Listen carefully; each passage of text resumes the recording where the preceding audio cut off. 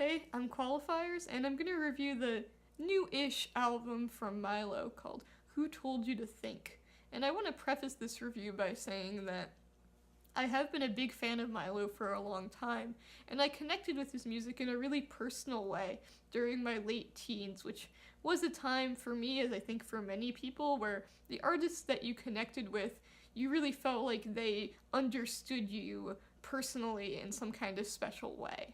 And when I first got into Milo, I don't think I could have put into words what separated him from the other quirky, talented, intellectual rappers that I was listening to, but years later, I feel like I can pinpoint what it was that made me form this personal connection to his music that I couldn't really form with many other rappers at the time. But in order to talk about what I think makes Milo special and what I think distinguishes him from other intellectual, quirky rappers, I want to talk a little bit about intellectualism in rap music, and I am speaking in huge generalities here, so there are going to be exceptions. I'm sure that people could argue with me about this, but I would claim that in general, rap music has always had a bit of an obsession with intellectualism.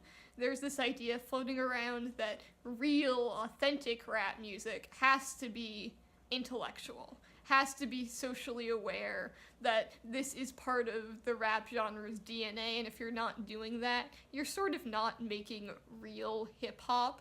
And I think that with this obsession with intellectualism as authenticity, you get this idea of the intellectual rapper as a wise man or a teacher or a prophet, and intellectualism itself becomes kind of a superpower that rappers can use to make their raps more impactful, to influence people, to educate the masses, and it becomes also kind of a status symbol, something to hold over the heads of rappers who might be making more ignorant music about drugs and partying and that kind of thing.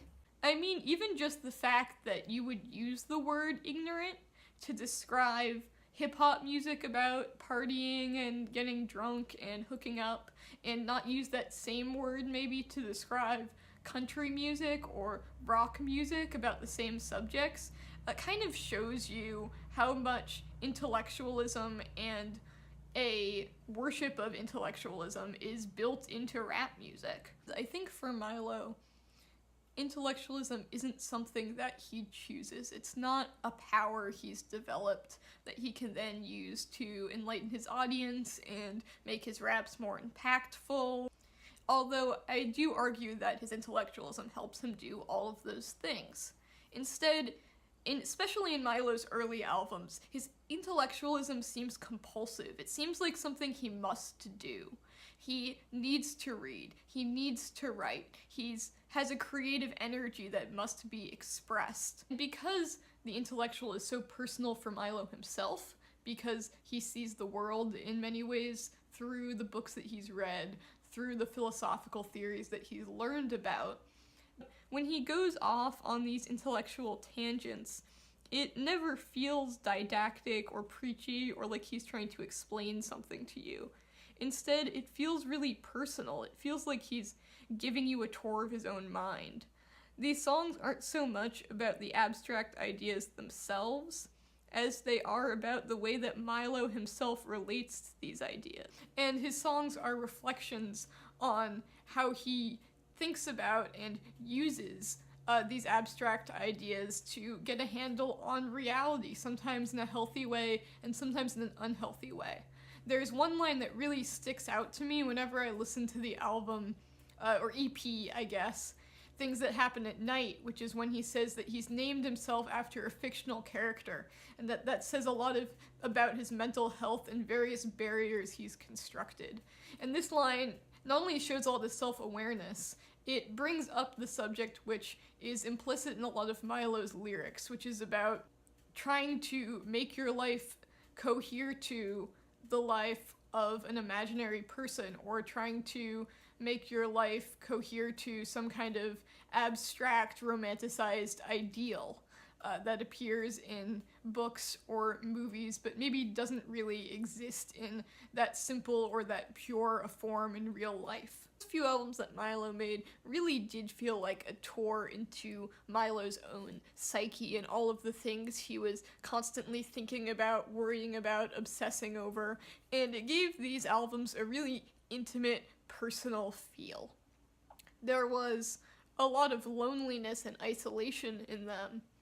This idea that Milo has created this whole landscape of references and viewpoints that maybe other people don't share or it's hard for them to understand.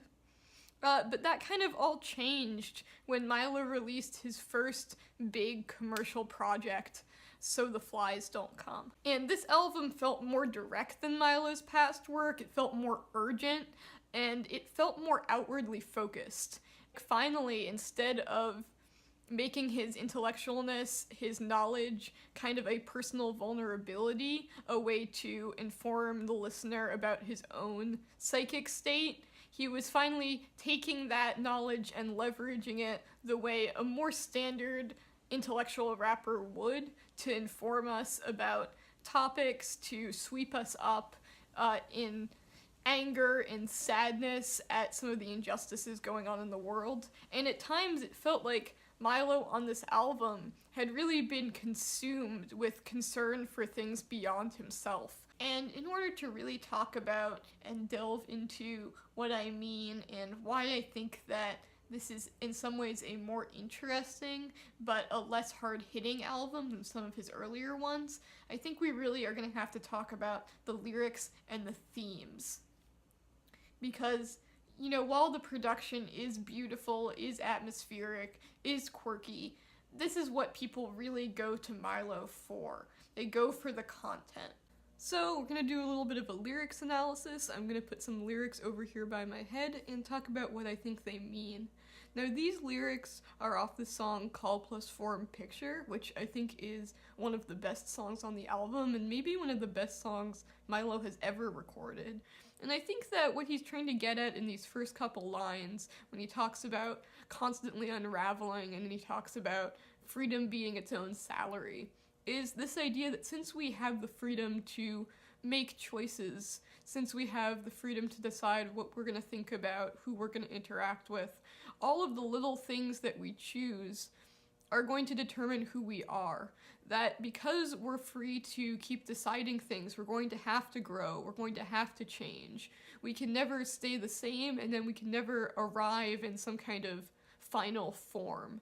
We have to constantly unravel, constantly make and remake ourselves. This next line over here about the disappointment when you learn that the trophy is a photograph is a little bit more esoteric, a little bit stranger.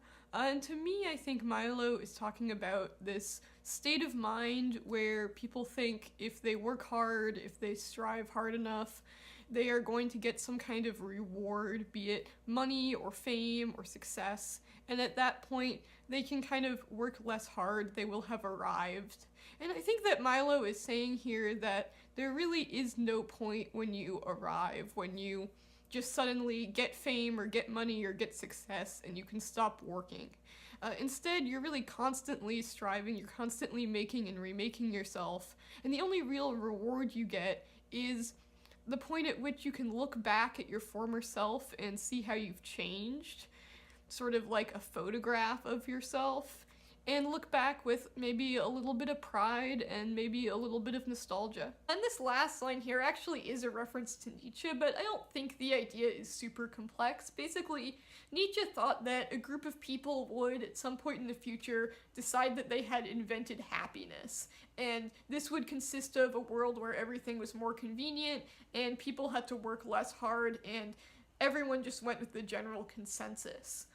And Nietzsche was very critical of this idea, so in some ways I think Milo is just shouting Nietzsche out and agreeing with this point of view that happiness can't be something about complacency, that in order to be happy you have to keep working for it, you have to keep striving. And this last line over here, which I think is pretty poetic and kind of mysterious, I interpret as being Milo rejecting the movement of people who would define happiness as convenience, and saying he's not going to acknowledge those people, he's not even going to learn their names because he has other things to do. He's working to live up to his own standards. And I wonder if there's also something in this about the idea of names as being these fixed, static things, whereas I think for Milo it seems like your personality is always being formed, so maybe a thing like a name doesn't even really accurately reflect reality, since you're always becoming someone else. This passage is clearly about growing, about changing, about working, and all throughout this album, Milo is really concerned about how he is going to grow into the role of professional rapper, how he is going to fulfill that role with honesty and authenticity. So all over this album, we get a lot of big statements about what it means to be an artist, what it means to be genuine or intellectually honest, how artists need to keep working and keep striving for intellectual honesty. It's a very general, very philosophical, and very abstract record. It's filled with a lot of rousing statements about the things we do and the things we are, like this one right up here. But I think what's missing to make this album a little bit more personal, a little bit more compelling, something I want to come back to again and again, is the sense of Milo as an individual, as a unique personality, because that is what was so present on so many of his earlier projects. A sense of self-awareness, self-deprecation, a sense of his own individual race and class, but also nerdiness and particular quirks. Like, I love this line off of his first album, this little witty observation about him having hair like a pat of Brillo and dating girls whose dads could be Don DeLillo.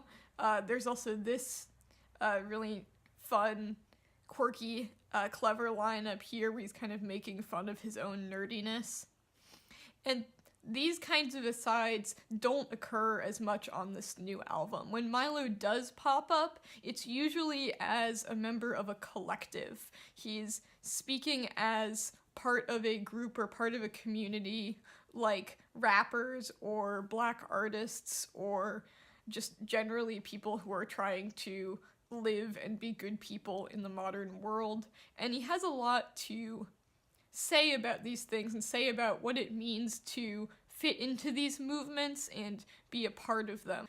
And I would love that to be part of this album, but I find myself really missing the personal details. I'm drawn more to something like, say, Open Mike Eagle's newest album, where yes, he is speaking as a black man, as a person who was in poverty, also as an artist, as kind of a voice of a generation, but at the same time, he's constantly acknowledging things that make him unique and that make him an individual. And it's that kind of individual personality that brings me back to that album. It feels very much like it was written by a unique person with a distinctive perspective on some of these more collective issues. This new Milo album often sounds a little bit like a philosophy on what it means to be a rapper or be a creative in general, than it does a specific person's experiences. And that can be great some of the time. Some of the time I love listening to this album, but because it doesn't have that more personal touch, it's just not something I'm coming back to as often. Because Milo is generally more abstract on this album and more focused on him as a member of a group, the moments where he does get a little bit more personal and a little bit more vulnerable become all the more powerful. Like, I love the song Embroidering Machine, where he's meditating in a really sad way on his inability to forget or let go of the things that disturb him, make him upset, and his constant powerful need to somehow bear witness or pay homage to those things. And it seems like in some ways this might be kind of an unhealthy need. I love the image of Milo as like this Hindu saint at an embroidering machine, just sewing people merit badges and giving them out to recognize them. Says this line, like, you get a merit badge, and you get a merit badge, and you get a merit badge. There's a lot of other things I like about this album that I don't quite have time to get into here because I've been tackling so many of the big ideas on the album. I really like all of the guest rappers here, especially Bus Driver. He brings, I think, a much needed sense of energy and fun and a really commanding presence to the last song, Rapper. And I also really like a lot of the production here. It's spacey, it's entrancing, but it also has really complex and really propulsive beats. You can get lost in these songs. Overall, I'm feeling, I think, about a light 7 on this album, but I can easily see people being either more or less into it, depending on what kind of rap they like. If you're someone who likes your rap really abstract and complex and maybe a little detached at times, if you are really into, say, Lupe Fiasco and his more spacey abstract moments, I think you'll really like this album. If you like your rap a little bit more personal and vulnerable, it might not quite be for you. But overall, I think that there is enough here that it's worth checking out. You should at least give it a listen. That's all for now. Like if you liked it. Next up, I will be having a review of the Front Bottoms Going Grey up very soon.